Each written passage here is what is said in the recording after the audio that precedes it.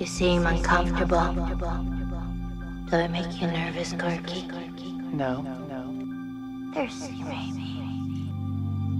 Curious, maybe. That's funny. I'm feeling a little bit curious myself.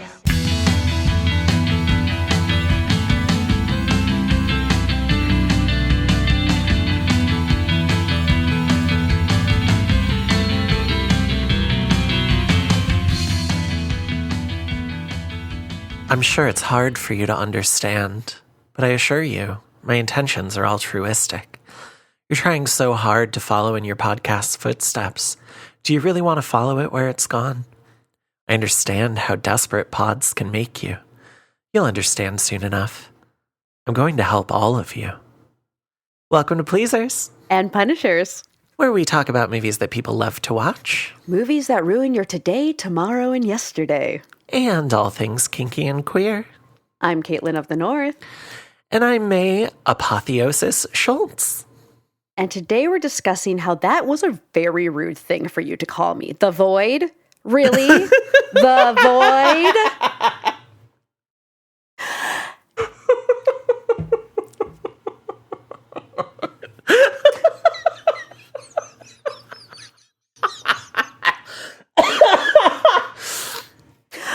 I don't know if I'm going to edit that because I just laughed for so long while you just sat there and smiled while I was laughing because that was sweetly. God, that was amazing. Please continue. Yes. From 2016, not my birth year. This was written and directed by Jeremy Gillespie and Steve Kostanski, starring Aaron Poole, Kenneth Welsh, and Kathleen Monroe. Okay, Caitlin. Quick opening question. What's your favorite shape? You think this would be an easy one, but I hate geometry. So I'm pretty sure what I came up with, just kind of like squiggles, like swirls. Yeah. I really like a rounded shape is nice and one that kind of can go off into any direction it wants to. I'm sorry, are you talking about my ass? Your ass or my brain, either one. Yeah. Nice swirls that can go anywhere you want them to. Yeah.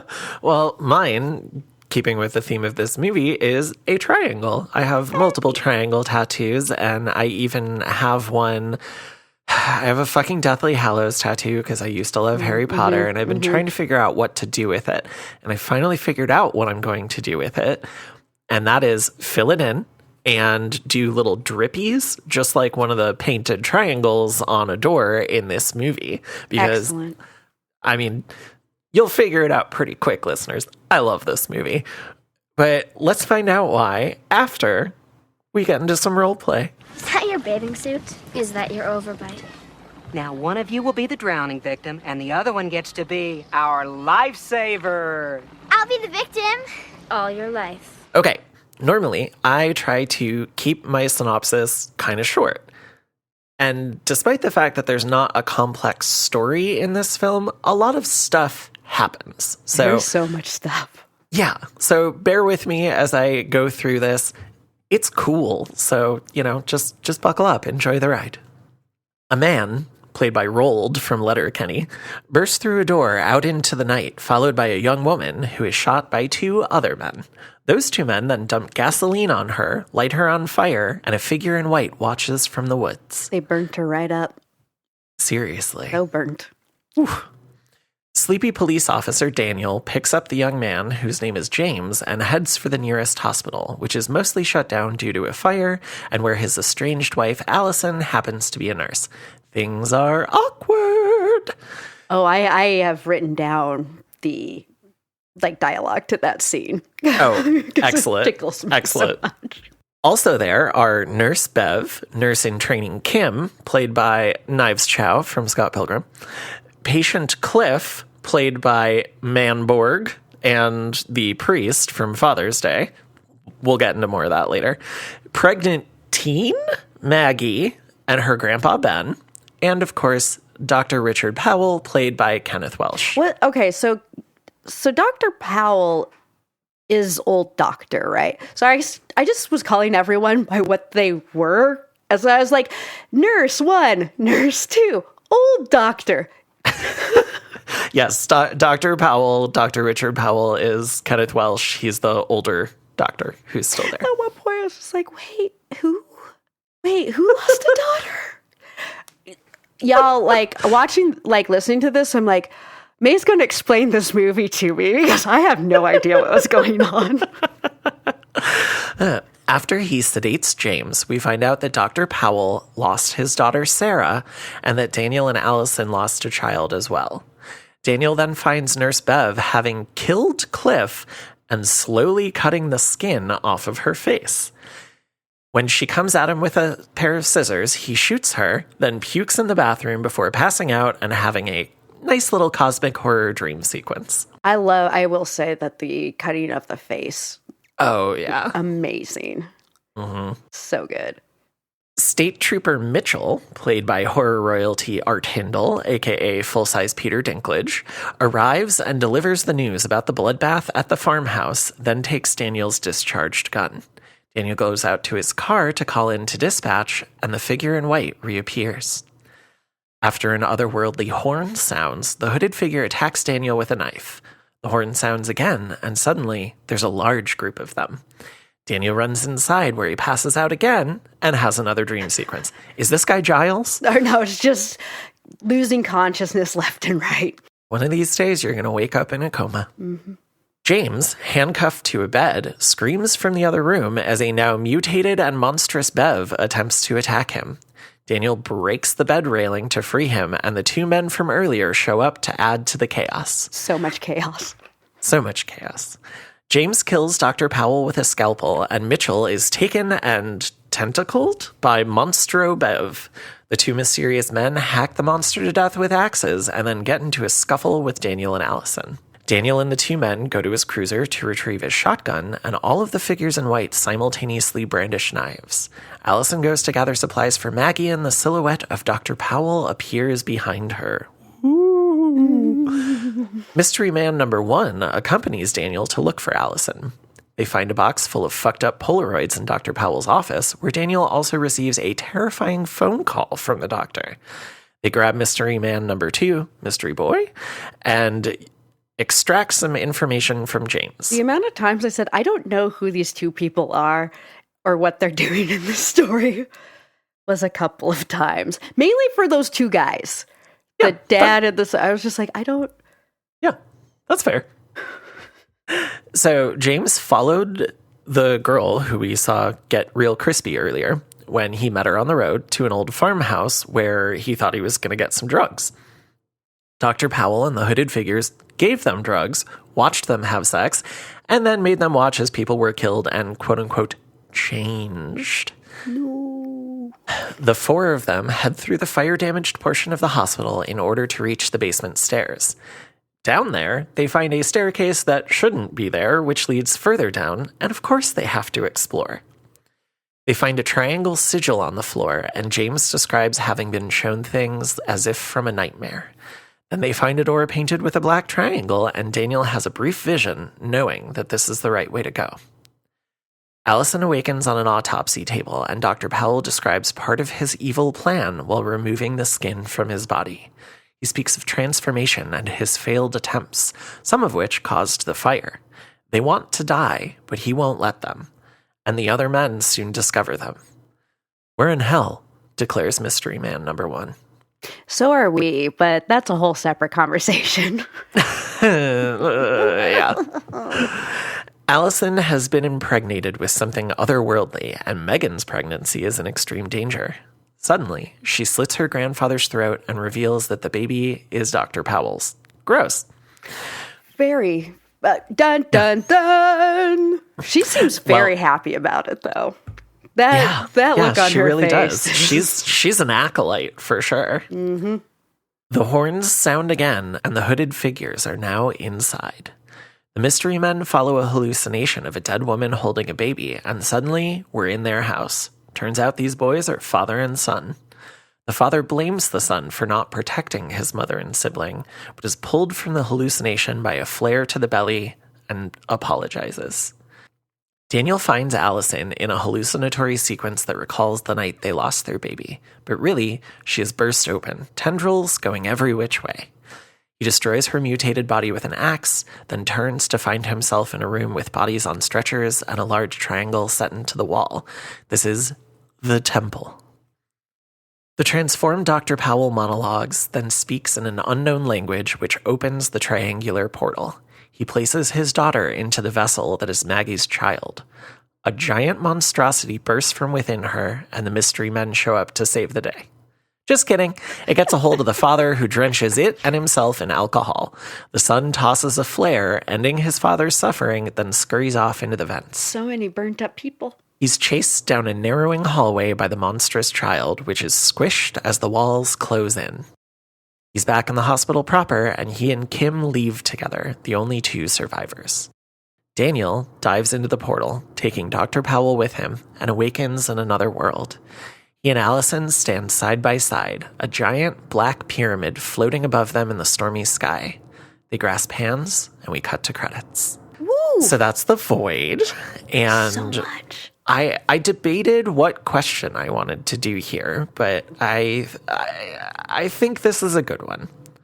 What's the scariest thing you've ever seen in a hospital? I haven't been in a hospital very many times, I will say. However, I'm glad. Yeah. I'm glad you haven't. Hospitals are not fun places to be. they are not. I've, got the urgent care. I've been to the emergency room. I've never been admitted to a hospital. I had to stay there. But my mom was a nurse. My mom is still a nurse. So I've heard about a lot of very scary things. Okay. Tell me one. If you want. Yeah, I think one of the ones that always sticks out in my mind is my mom just kind of talking about people riding motorcycles without any protection. Don't do it. No. Don't even ride a bicycle without a helmet. Please do not. I rode a bicycle without a helmet once in my entire life, and it's because I had my hair up and I did not realize I hadn't put my helmet on because it wasn't with my bike. Oh, no. Thankfully, I was only riding a few blocks, and when I realized it, I literally was like, okay. And I got off and I walked my bike because I'm not a fucking idiot. Wear a helmet, goddammit. This is a message from your Jewish mom, May. Wear a helmet. You have Sweetie, to you gotta wear the a helmet. You gotta wear a helmet. You gotta protect that brain. That brain is gonna take you places. Yep. And particularly talking about people admitted who were only wearing jeans and fell, and that whole thing just drags them along. And I say no thank you to all of it. Mm-hmm. I think the scariest thing I ever saw in the hospital was one of the times when I was inpatient. I was in there with someone who was having, obviously, a lot of difficulties, and I was walking by his room and saw him smashing his head into the wall. And I wasn't allowed to go in, and I started to, and someone yelled at me. And I was like, someone needs to help him. So... Yeah. I'm going to say that's probably the scariest thing I've seen. It is just ugh. That is terrifying. We've had a lot of movies this year, too, come out that people have been smashing their faces and heads. And that is one of those things where I do think it's a very effective horror tool because it is so scary because, again, you don't have any preservation there with your head. Mm-hmm.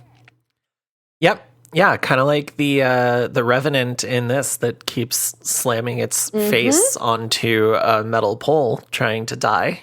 Yes. Poor thing. Oh. Okay, Caitlin, I know that previous to this, you did not really enjoy this movie, so I'm very curious what you thought of it this time. What is your relationship with this movie? So I saw this for the first time last year? Maybe this year, but I think it was last year for our Monday night quarantine fright films. I believe it was Demon Sister Caitlin. Hi, Demon Sister Caitlin, listener, who picked it. And I was like, I don't even know what this is. I will say 2016, 2017, I think I brought this up before, which is unfortunate because it was a great year for movies. Years. My job was so stressful at that point. I have like blindness. There's a lot I missed. Mm-hmm. Did not have the time. I'm a very busy woman and I haven't got all day, and please don't sue me, Disney. So, you can cut that out. The thing about this movie is I actually think it's hilarious. Interesting. I think it's really funny, which is ironic because they very much set out to do this movie as not a comedy and bringing back a lot of the comedy that they had in their previous films. So cutting back on that, and I am still just sitting here cracking up. I mean, I think there is some really good intentional humor in this that I enjoy, but I'm very curious what about it makes you have that reaction, and we'll get into that later. I love this movie.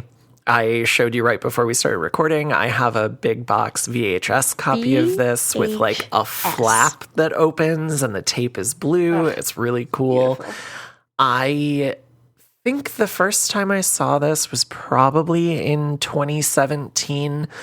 My friend at the time, Alex, showed it to me, and I think he had already shown me Manborg at that point. And so I was like fully on board with whatever these guys were doing. Nice. And I fucking love this movie. I'll tell you more about why later, but watching it for this recording yesterday was my 4th or 5th time watching it this year. So I'm a big fan of this movie, and we're recording this on the day that Steven Kostanski's new Deathstalker movie comes out in the theater. Although they keep showing the trailer at the fucking Chicago Alamo Drafthouse, but you can't see it there because there's no showtimes there. That's not how you it's do really movie. Annoying. I know. It's like, why are you showing a trailer for something I can't see here? They did the same thing with Bring Her Back. And they even had a giant cardboard standee in the lobby for Bring Her Back, but they didn't show it at the theater. That's weird because they definitely should have done that. I have never heard of this before, where a movie theater is showing previews for a movie that they're not going to show, period. Like, I think it's because Sony bought Alamo and they're showing trailers for movies that may be showing at other Alamo locations, but not the Chicago one. But still, that seems like a big oversight and is very frustrating. Anyway, I think Steven Kostanski and Jeremy Gillespie are great. I have liked or loved everything of theirs that I've seen, and I'm really glad I finally get to talk about this movie on here. So let's get more into it in our next section, Faith and Chance. I can't exist by myself because I'm afraid of myself, because I'm the maker of my own evil. Goodness is only some kind of reflection upon evil. That's all it is. Caitlin, take me away.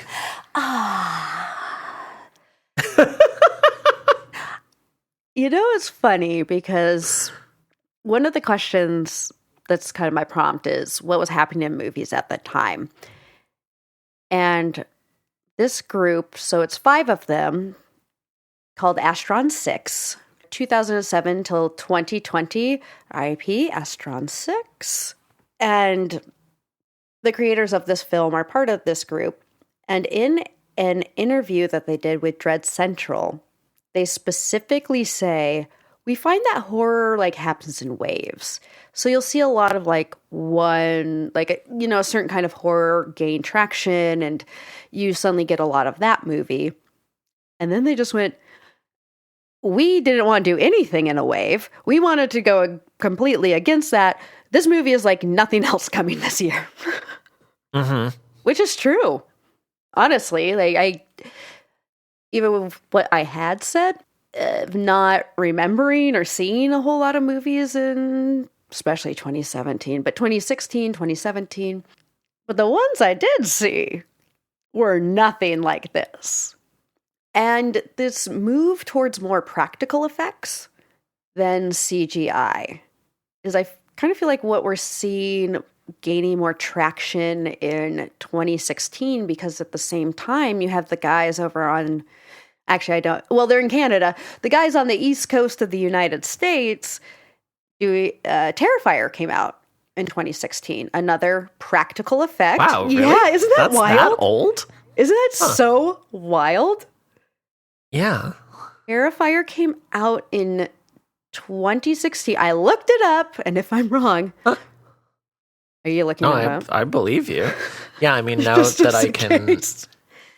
Yeah, no, you're correct. Wow, so 6 years between Terrifier and Terrifier 2, and then only 2 years to Terrifier 3. Someone made a lot of money on Terrifier 2, and I think maybe got that. I think they definitely had more funding for the third one. Oh, yeah, Terrifier 3 was like a huge budget compared to the first two, and I think that's why a lot of people don't like it as much. Oh, interesting. Well, you haven't seen any of them because Clown. Well, I can look at clowns now, but I still don't want to, and I have no interest in those movies. Terrifier 2, I fucking love. Like, I really loved Terrifier 2, which was kind of one of the issues I had with Terrifier 3 when you're coming off of that high. Got it. However, these groups of, like, buddies kind of getting together and making movies with these incredible practical effects. I put up here, like, feels very Evil Dead with Sam Raimi and his crew, just kind of going out into the woods and let's make a fucking movie.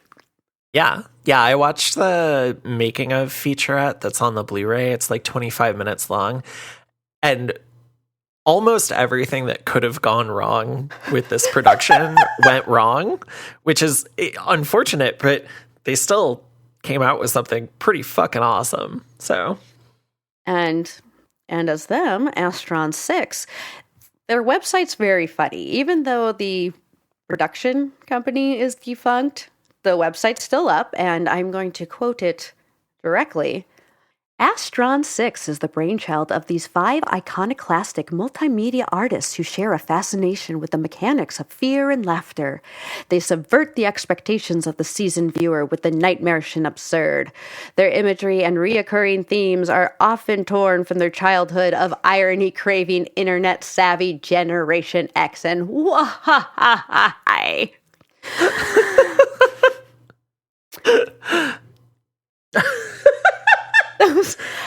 That's all of us right now. Why? Generation why? Why am I here? Why do you all hate us? And why? I feel like our generation, I sometimes want to write a book that's just called The Most Hated Generation. Because I don't think we're being nearly as mean to Gen Zers as the millennials got in media. Oh, absolutely not. We ruined everything. Yeah, all lazy with our 3 jobs. Good times. Yeah. Anyway, please continue. Yes. It is no coincidence that Astron sounds a lot like Vestron, which I will get into later. The name is meant to evoke a certain nostalgia.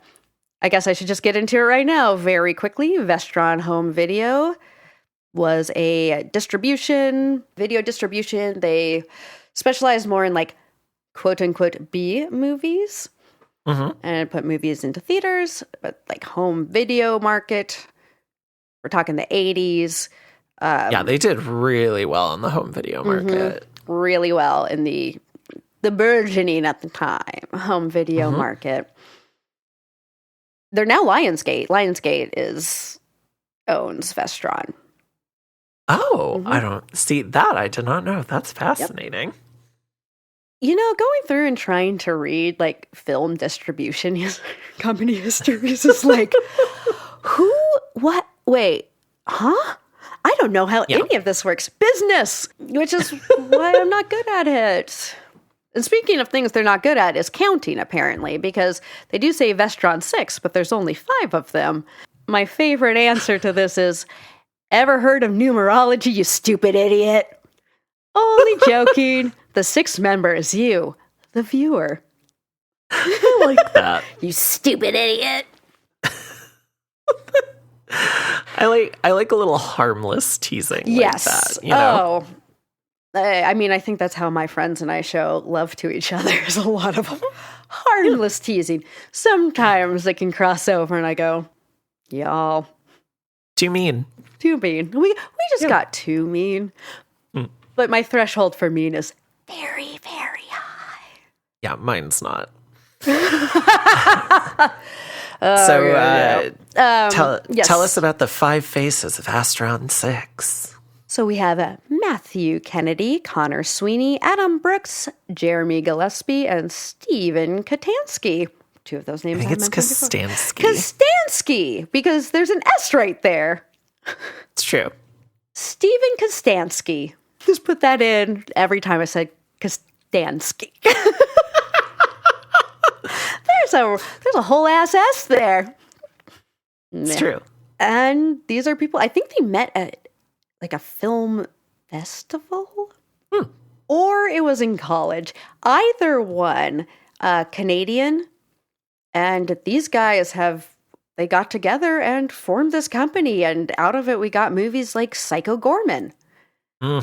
Yeah. I love Psycho Gorman so much. We mentioned that on our episode on The Fall, I believe.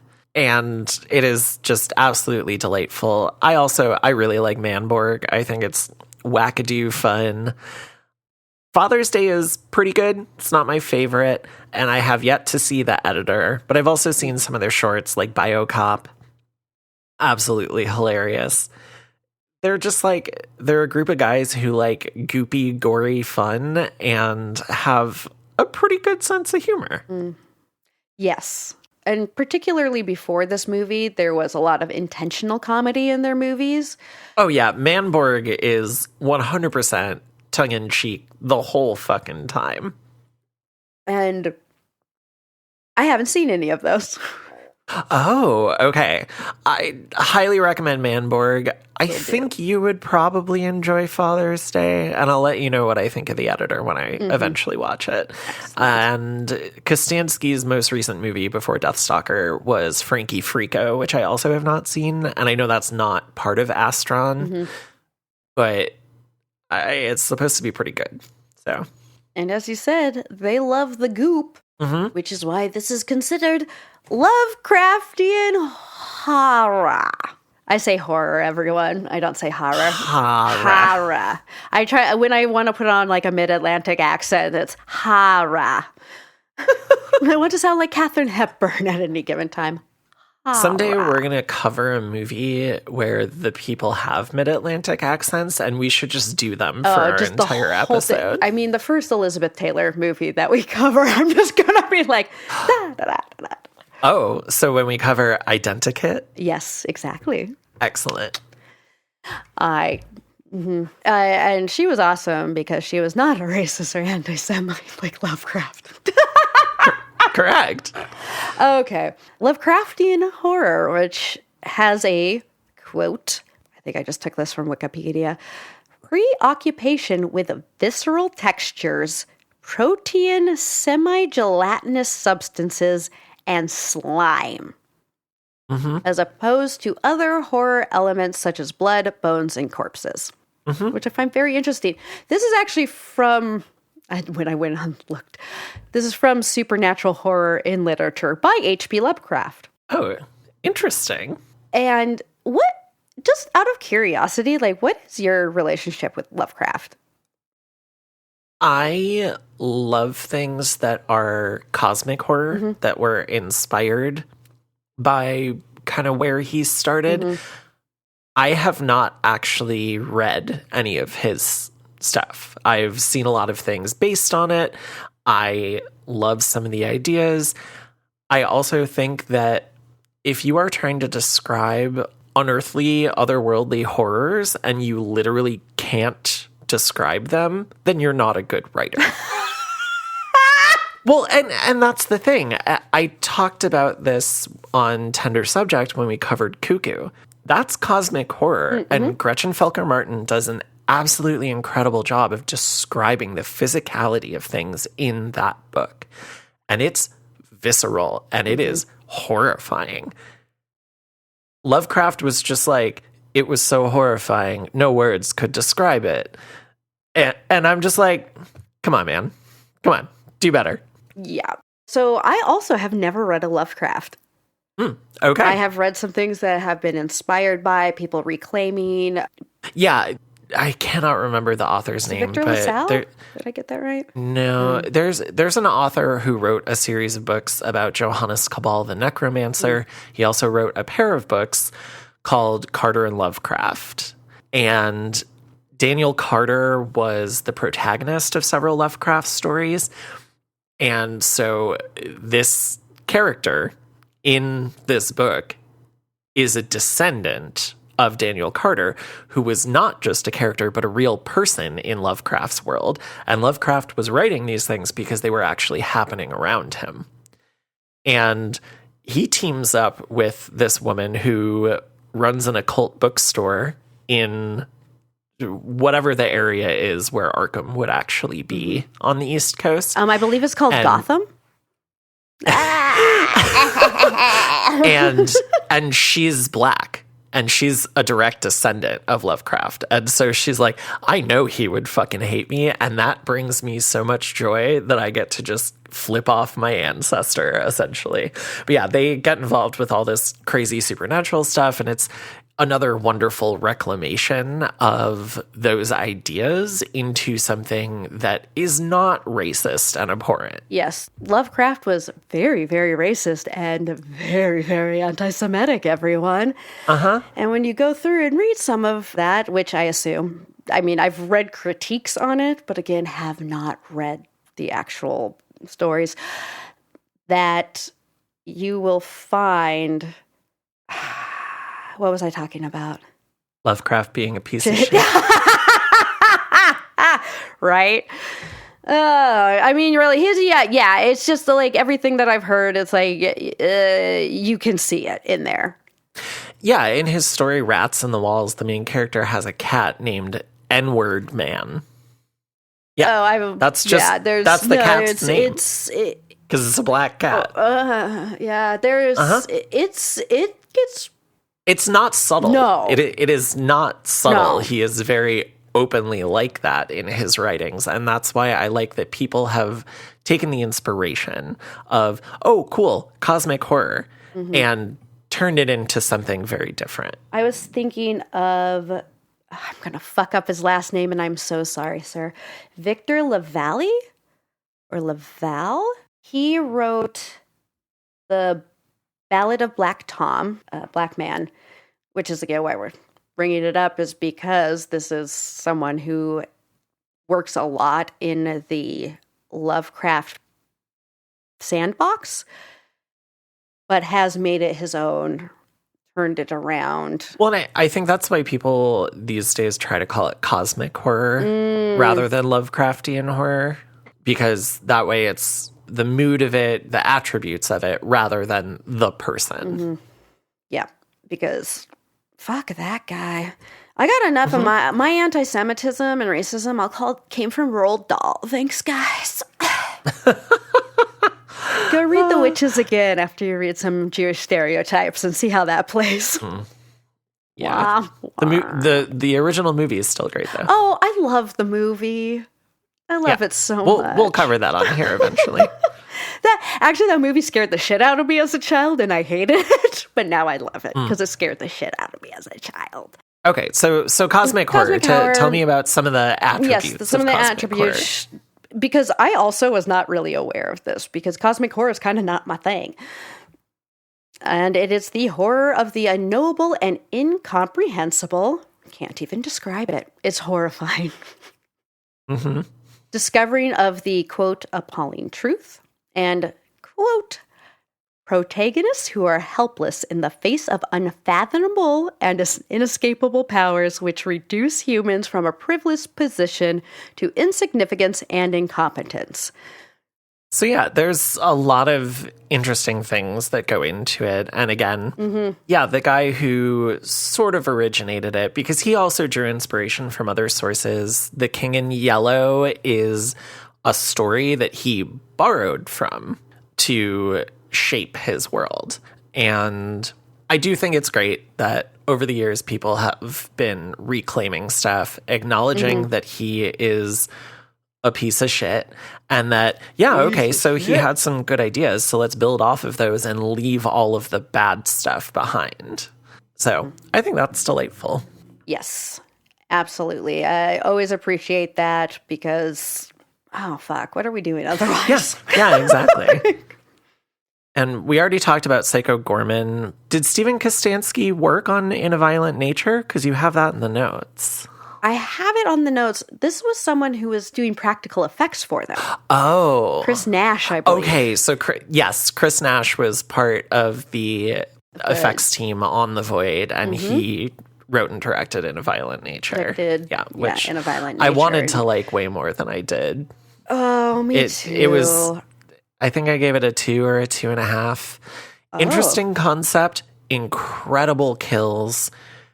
But overall, it needed like 3 less truging through the. See, that part didn't even bother me. It was when it switches perspectives at the end, and the last 10, 15 minutes just completely killed any goodwill I had toward the movie. I was like, okay, I'm done. They do like a change at the end, don't they? Yeah. Yeah, maybe we'll cover that someday, because that's definitely, spoiler alert, a Punisher for me. I mean, I think in general also, the kills are fantastic. This is one of those movies that I was sitting there cracking up, scream like laughing, clapping, and it was me and one other guy who were having the best time, and the rest of the silent theater. This was at the Seattle International Film Festival 2 years ago, and it's just like, were you all not here to watch a horror movie? That checks out. Because I'm having the best time. With the kills, again. The trudging. Okay, so The Void has a 77% on Rotten Tomatoes based on 75 reviews. It's got a 5.9 out of 10 on IMDb and a 3 out of 5 or a 6 out of 10 on Letterboxd. So relatively similar across the board in terms of how people feel about it. Did you log it on this watch? I have not logged it. I've been very tricky about how I'm trying to do the movies. Yeah, that's fair. I'm just curious what you're going to give it this time. I feel like she's so chaotic for me. When she just, at one point, I'm like, girl, calm your ass down. There's too much going on and I cannot follow. Like I said, the son and the dad, I feel like really did not need to be characters in this movie at all. Interesting. Okay, well, tell me more about that later. But first, let's make that money. And now we're going to dig into the meat, the goo, and the viscera. In this movie, there's quite a lot of all of those. In a section we call Enough is a Myth. No. I've done enough. Enough is a myth. Okay, so here's where I ask some questions. The actors did all of their own stunts, which is unusual for most movies. I was actually really surprised to hear that. Yeah.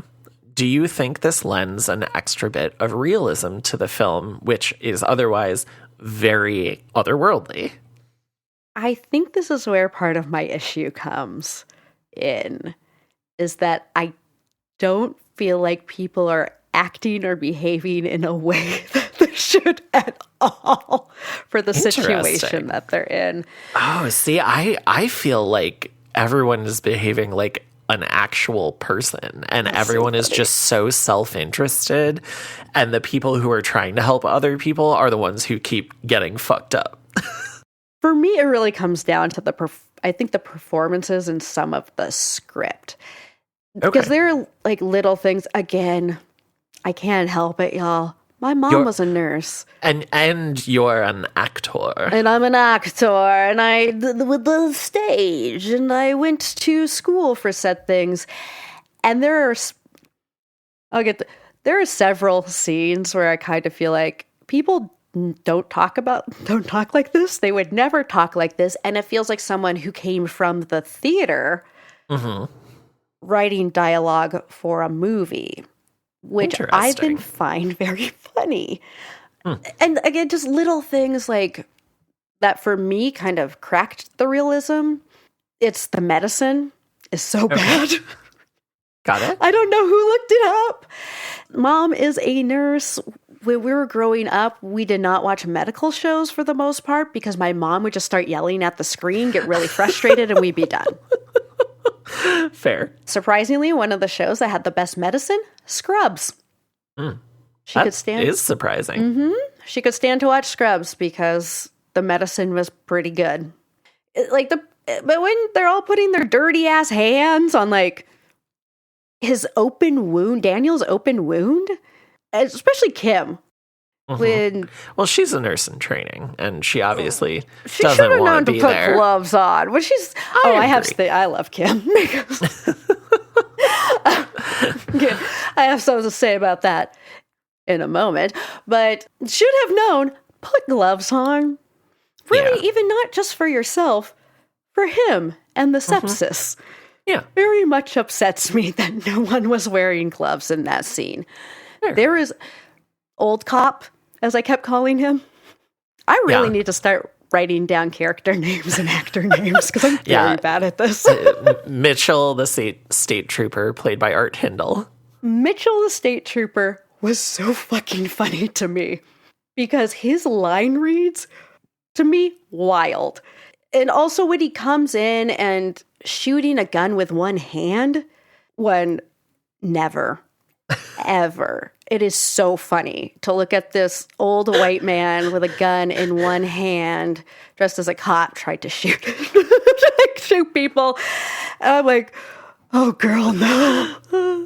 Two hands if you're firing a firearm. Always. No one fires a gun with one hand because kickback is really strong and you will not hit shit. So basically what you're saying is you cannot suspend your disbelief for the purposes of this movie. So it all comes up very funny. My question was about the stunt work in particular. Does the stunt work for you at least? I mean, realism. And again, I just want to point out, I don't need a film to be realistic or even make sense for me to enjoy it. I love to tame you guys. And that movie makes no fucking sense and May hates it. It's true. I love it. Gross. But I think that it's really... I go back and forth with stunts because sometimes I'm like, this is like really fucking admirable that people are doing their own stunts and stunt work. And I know at least one of the people from Astron 6, which I was not surprised, does have an MFA in drama. Yeah. I do like it. I think the stunt work is good. I think obviously the practical effects are incredible. And the mirroring of those two is just like chef's kiss. Nice. Really lovely. Cool.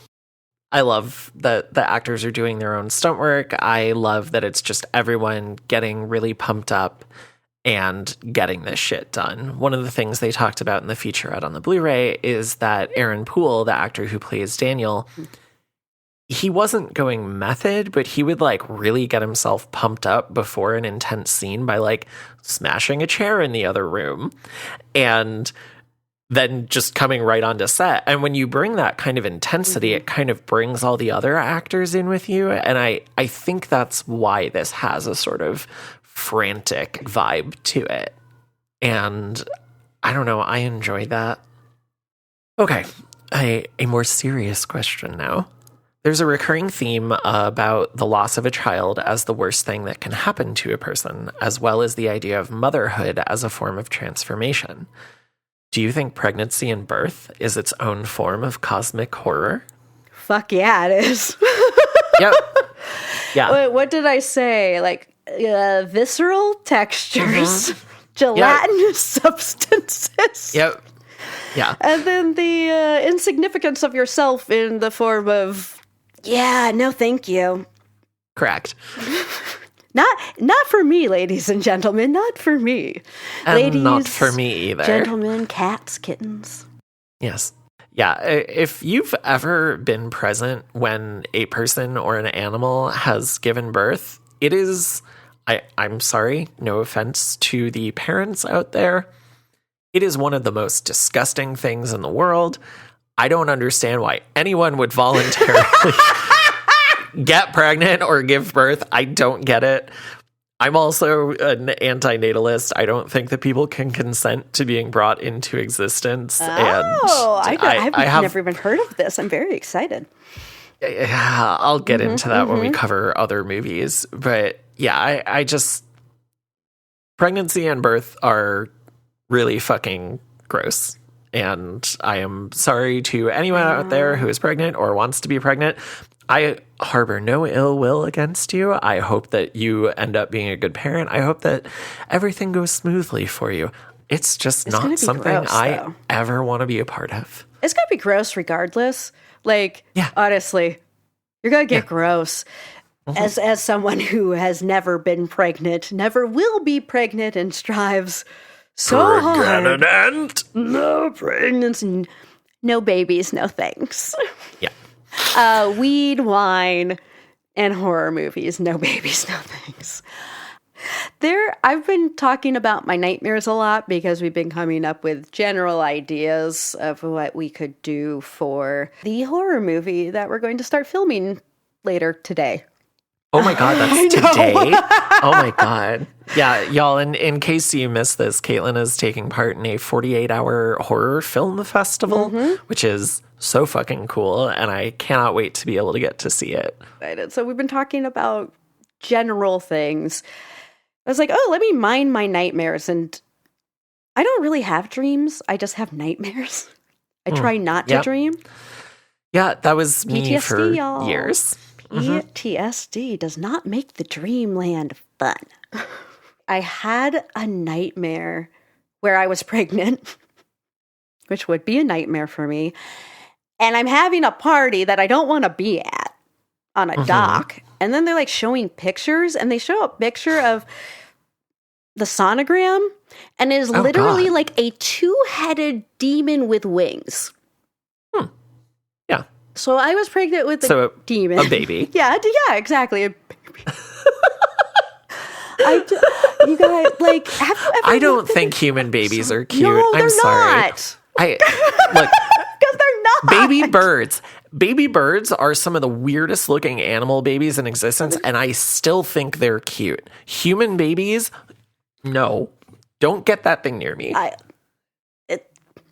They look like little alien creatures, like little sluggy alien creatures. Have you all ever seen a newborn? I do. Blech. No one will be able to see this, but this is my newborn impression. Oh, God, I hate it. I hate it so much. It's too accurate. It's just, you can't do much with them. You could toss them, but not far. Can they be tricked? Can they be chucked? Yeah. Sorry. No, it's Okay. let's move on. And before someone gets real mad at us, how dare you? Hey, this is what I'm saying. Not for me. Good on the people who can do it and do it successfully. It's hard. Okay, so my last question.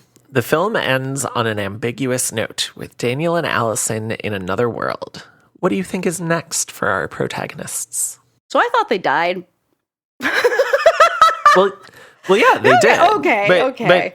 But death as a form of transportation in this case. You know what I mean? Like the whole thing is about transformation, transfiguration, transmutation through death. And that other world that they end up in is essentially an afterlife of sorts. It's a world that you cannot reach if you are alive. So that's my interpretation. Oh, I like that though a lot. That does help me in placing everything and where it needs to be in my mind to make a bit more sense. I just want movies to live within the world that they're creating sometimes. And sometimes I find very successful, and then other times, again, just tiny things like shooting a gun with one hand. So what do you think is next for our protagonists? You know, I don't have an answer for this, but that's okay. I just wanted to give a shout out to Kim here, who survived the movie by being absolutely useless. Kudos to her. Icon. It's kind of true. It's so true. She didn't know how to do anything and survived the movie. I was like, good for you, Kim. Yeah. I'm glad the son survives the movie because, he seemed like a decent kid. Mm-hmm. I think that Daniel and Allison, this is obviously gonna bring them closer. They're gonna reconcile a little bit in this very scary other world, and they are gonna either go down fighting or they're going to succeed at defeating whatever evil forces are there. Because honestly, the two of them, I think if they get along, can kick a lot of ass together. Have to get along. Yes. They're so funny. Yeah, what was the line that you wanted to reference? It's just, I won't do the whole scene, but I find the whole scene where it comes in and he's trying to get the blood out of his shirt. Oh, yes. That scene. It's an excellent exchange. Is so funny to me. I think stealing this from an MST3K or riff tracks, but pinter pauses you could like drive a bus through. And I find pauses very funny. I think that's part of it. I watched Signs for the first time like since it came out recently, and I find Shyamalan very funny as well. I find it extremely comedic. And rewatching Signs, which I fucking hated the first time, I was laughing so hard because I'm like, it seems like no one even knows who these people are. I mean, like, they don't know each other. They were just put in a room and made to talk. And that's funny to me. Like, how awkward. My biggest issue with Signs is the end when he's a priest again. Oh, yeah. I'm just like, come on, man. Fuck that shit. Yeah. No, I love when Mystery Man number 1, the father, says something sassy about Allison. And Daniel goes, he says something along the lines of, I'm pretty sure you could kill me, but I consider it my special privilege to hate my wife right now. So if you could kindly shut the fuck up. Yes. It's so good. It's so good. And when Officer Mitchell was my just like MVP. I felt like once Officer Mitchell was gone, then I had like, he was such an excellent source of comedy. Like when there's like that scream, that yowl from the other room from our junkie friend, James. Aw, just like James and Weapons. Oh. He just wanted to get high. Just wants to get high. Poor James. Oh, poor James is Poor James. Yeah. Or not, whatever. I don't give a fuck. But James is like screaming from the other room, and Officer Mitchell goes, shit, I forgot about him. It's like, what? Yes. But like that, I think, is intentional comedy. I think I might either be picking up on really high, like, intentional comedy. Like, I'm not sure I'm laughing at the stuff that's supposed to be unintentional. I just find this all, like, extremely funny. I laugh through a good portion of this movie because there's stuff that is funny, but there's also stuff that is very frightening. Yes. And very, very upsetting. I will say I did find when we switched to the end a lot more potent than the first time I watched it, I guess. Like I was like, oh, this does have a switch. This does get serious. I think because I liked the awkward wackadoo, just like people yelling at each other for no reason. The chaos, where you're like, I don't know what's going on. I'm just going to watch all these people yell at each other, see what happens. But like when Daniel. No, Daniel and Allison. Oh my God. Yes. I mean, Danielle? No, Allison. What if, I wonder if a Daniel and a Danielle have ever dated. Oh, probably. Sure. I mean, I knew a Don and a Donna who were married, so. Yeah, and I mean, my roommate is Maeve, and I'm May, and we have the same birthday, so. Well then. Yeah. Happy very belated birthday to you both, or very early birthday to you both. When Allison walks in and she's just like, you might need something a little stronger if you're going to get that stain out. Daniel, whatever. Fuck. I can do my own laundry. What are we talking about? Who are these people? Well, because they're married, Yes. but they're separated, and that's already been made clear. Was that made clear? Is this just something Yeah. that I missed? Maybe it's just I'm finding it funny then because maybe I knew that on No, first. it is very funny. But yeah, he specifically tells dispatch to call ahead and let them know that he's coming, and it's very clear that he doesn't want to go Yes. there. That And I then knew. during this conversation, like, we already kind of have an idea that the two of them have a history. And then during this conversation, you figure out, oh, okay, they're a couple, but they're not together right now. And yeah, I think for me, I was just like, wait, do these people know each other?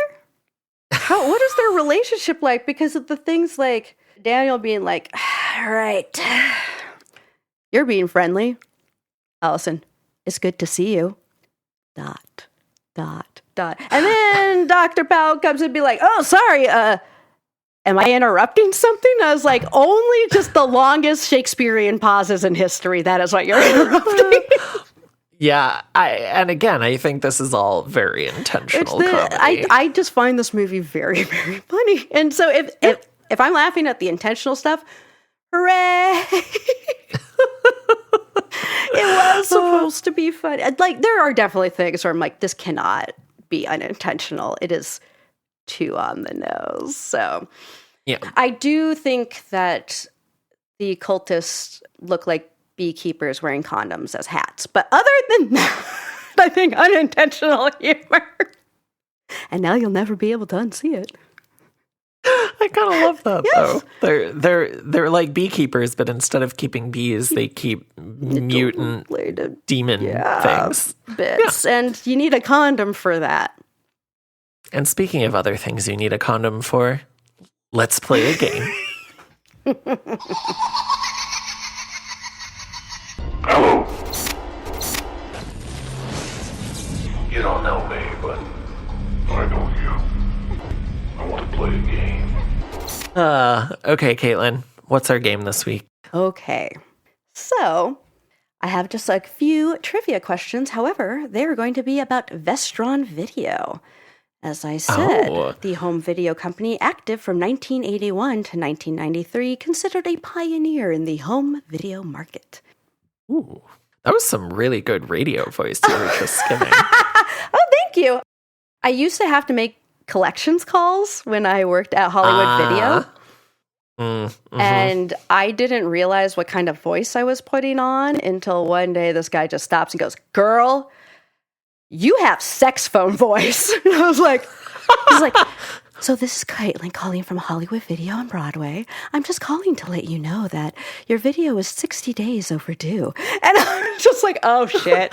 You bad boy. Bad boy. Collections is going to come to get you. Mwah, mwah. Well, Vestron Video. I'm going to say yes. Ask me about Vestron Video. So, what John Landis horror movie was an early release and, in his words, not a happy story that Vestron Video put out? Is it American Werewolf in London? It is. Ah, okay. Okay. Next one. Vestron Video put out this movie. Name the 1988 science fiction musical romantic comedy that has Jim Carrey and Damon Wayans in a supporting role. Earth Girls Are Easy? Yes! Ding, ding, ding, ding, ding, ding, ding. Yay, what do I win? Well, so far nothing because we're very far away, but I'll think of something. Okay. All right, one more. This is not a horror movie. I'll give you that. And you might already know this, which I'll be very excited. What incredibly popular movie written by and based on Eleanor Bergstein's teen years in the Catskills, was initially sold to MGM in 1985, put into development hell due to management changes, and then released in 1987 by Vestron, becoming their first certified home video hit in 1988. Eleanor What's someone's life in the Catskills? What? Well, like when she was a kid, they would go to a lot of, specifically Jewish vacation spots. Okay. And so this would be like in summer, she's going to this place to maybe it's a romantic drama. I do have a hint, which will give it away. I have no idea. Okay, well, here's your hint. Apparently, everyone had the time of their lives watching this movie. Oh, Dirty Dancing. Yes. Which I've never seen. I think I've seen parts of it. I don't think I've ever sat down and watched the whole thing either. I've never seen Dirty Dancing, I've never seen Footloose, and I've never seen Flashdance. I've never seen all three of those either, so look at us. I love okay, this we're for weird us. together. Yay. Can't watch the popular stuff, you know. So digital. All right, any other questions? Nope. Okay. Those were our two. Cool. Or three. I can't count.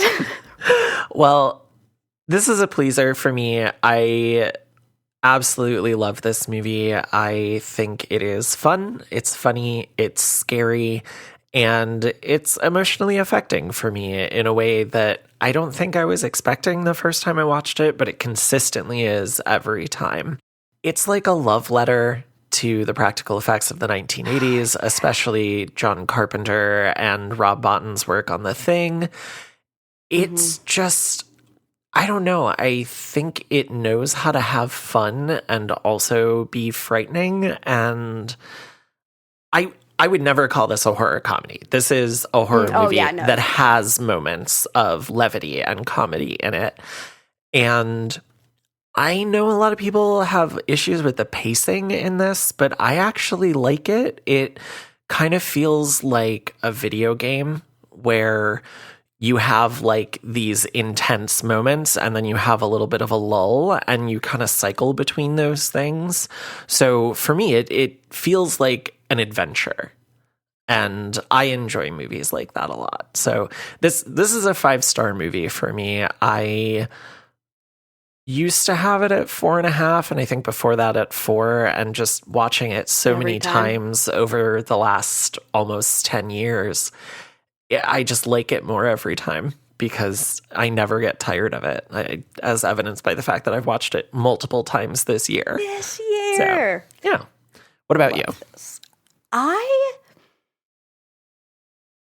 think it's, I mean, I just said I find it very funny on multiple levels. So for me, it is a pleaser. However, because of like the cutting off of the face and a lot of the viscera and the goop, this is one of my other favorite moments when Daniel goes to pick up Mitchell's gun and it's just all in blood and goo. And all he says is, "Oh, it's Mitchell's gun." And then just picks it up, and I'm like... Well, he picks it up, and he kind of, like, tries to knock some of the stuff off of it. It's like, great. At no point, like, this is fucking... Or, like, ugh, like, something, I don't know. I would expect someone to be, like, really... Oh, I mean, there's a lot of faces and sounds of disgust throughout this. I think at that moment, he's just, like, he's over it. It was just so funny to me. I'm just, like... like, it is... And it might... Like, that might be the intention. With the viscera, the goo, and the face cutting off, I feel like this is aiming for a Punisher, but definitely not consistent enough because it does have a huge flip in tone. I think once we get into the more cosmic horror aspects versus the more rooted in reality. Yeah. I mean, I think that like some of the movies that we talk about, this is not an across-the-board pleaser. This is a pleaser for horror fans. If you like The Thing and you're like, I want to see a bunch, or this is basically a cross between The Thing and Assault on Precinct 13. I also thought like very Cenobite-y. Yes. Yeah, that too. So you have all of these influences going into it. So if you like those other movies and you're just along for the ride for this, you're going to love it. And if you're a snooty horror fan that's like, this is stupid, because I know a lot of people feel like that about this movie, I'm sorry you don't know how to have fun. Well, you know how to have fun. I do know how to have fun. And if you're laughing with this movie, which it seems like you were mostly laughing with it rather than at it, then, I think for us, it's a pleaser. Yes. So, excellent. Well, I'm glad I got you to watch this again and that you enjoyed it more this time. Thank you for talking with me about it. And you got any other final thoughts? I think I hit everything. Okay. Excellent. If you're a doctor, don't try to do cop, and if you're a cop, don't try to do doctor. There you go. Also, don't be a cop. Yeah, also don't be a cop. Well, let's wrap up with what awaits us next time. Don't you see? He's got us now. Okay, this is exactly what he wants. We can't go to the police, not now. He's made sure of that. He's just out there and he's watching us and waiting. What are you waiting for, huh? What are you waiting for? And that brings us to the end of our episode. Thanks so much for joining us on this journey, fellow travelers. If you like what you hear, please leave us a rating and review wherever you can, because it helps more people find the show and makes us all tingly inside. You can find us on Instagram at Pleasers and Punishers and on Blue Sky at Pleasers Punishers. You can also email us at pleaserspunisherspodcast@gmail.com. You can find me on Blue Sky and Letterboxd at Everson Poe. You can find my music on Ampwall, Bandcamp, and streaming services as Everson Poe, 2 separate words. And you can hear me podcasting on both Tender Subject and Slayerfest 98. I also just guested on Nightlight, a horror movie podcast, which I edit. And I got to talk about The Guest, which is one of my favorite movies. Stan Stevens is incredible. The soundtrack's amazing. And we had so much fun recording that. So by the time you hear this, it'll have been out for 2.5 weeks or just over 2 weeks, but go listen to that episode. I'm delightful. I'm goddamn delightful, thank you. I'm a goddamn delight. Caitlin, where can you be found on the internet? You can find me at Caitlin of the North on Blue Sky and Instagram, and Cat of the North on Letterboxd. This also makes sense why a bunch of people started liking my review of The Guest. All of a sudden, I was like, why The Guest? Other than it is a very good review. It is. Full of insight, and it's not 3 words at all. Go check it out. And also I know today, so doing space and time thing is probably kind of same. About 2 weeks after this comes out, I will have been on Where the Wild Things Are on People Under the Scares is Patreon, Buffy Watch Along, fuck my hellmouth. Excellent. I'm so glad you're going on another episode. And it's funny that you are going on for that episode, because I was on for that episode on, I think it was on Slayerfest. I don't know why I didn't pick New Moon. I like Where the Wild Things Are. I think it is a fun episode. You got an orgasm wall. So much fucking. It's great. So I hope you have fun doing that. Oh, that was why I picked the Excellent. It's a filthy episode. Next week's episode of Pleasers and Punishers will be on the limited animated series Over the Garden Wall. We are finally dipping our toes into something that is not a movie, but it is still the length of a movie. And if you have not watched this, then do yourself a favor. Watch. Sit down. It's an hour and 45 minutes long. It's 10, 11-minute episodes. I wish there was a function on Hulu where you could just play it as one thing. But it is wonderful. It is beautiful. It is one of my favorite things in the world. I have a tattoo inspired by it, and I am so excited to talk about it. But until then, do some aftercare, clean your toys, set healthy boundaries, and you'd be surprised at the things you find when you go looking.